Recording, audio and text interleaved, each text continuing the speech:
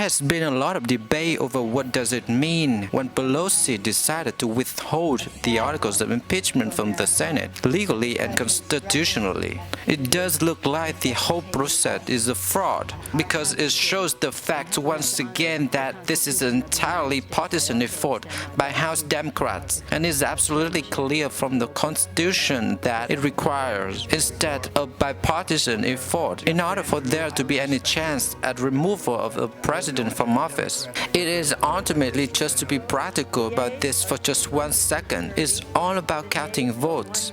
The votes are not there. Not only are there not sufficient votes to constitute a 2/3 majority as required by the Constitution to remove the president from office, the Democrats will not even be able to get a simple majority in the Senate. So what are we wasting our time for? This is over when the House Democrat carries on with the impeachment process, and finally, the process goes entirely to United States Senate, and Nancy Pelosi cannot dictate to the Senate what kind of procedure that she would like. When they say this is a historic impeachment, it's perhaps because it was kind of impeachment in name only, because Pelosi didn't have the courage or the case, or both, to actually take it to the Senate. She could decide the manager's name. She might be one of them, and then the articles could go that night, right away, but instead, she chose not to do anything. Describe what the process would be. So far, we haven't seen anything that looks fair to us, so hopefully it will be fairer, and when we see what that is, we'll send our managers. We have legislation approved by the Rules Committee that will enable us to decide how we will send over the articles of impeachment.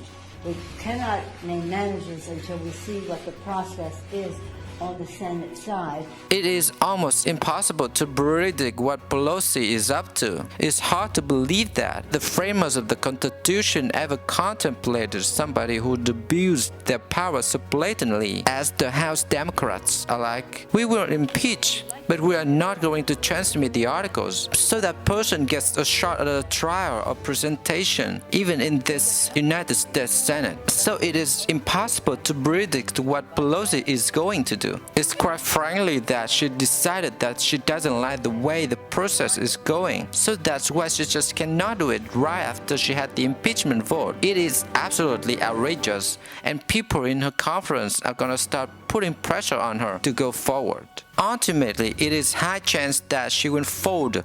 She will not get witnesses, and the possibility is that Senator McConnell is likely gonna set a date when this trial is to begin, and the House Democrats either show up with their articles or not. That's what is going to happen.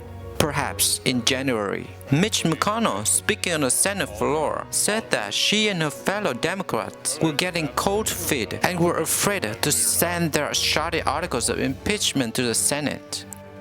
The prosecutors appear to have developed cold feet. The House Democrat prosecution seems to have gotten cold feet and to be unsure of whether they even want to proceed to the trial. The Constitution's framers suspected that we might have rogue president, Pelosi said, and shot back by saying she didn't think they suspected that we'd have a rogue president and a rogue leader in the Senate at the same time. See it, but I heard some of what Mitch McConnell said today, and it reminded me that our founders, and when they wrote the Constitution, they suspected that there could be a rogue president. I don't think they suspected that we could have a rogue president and a rogue leader in the Senate at the same time.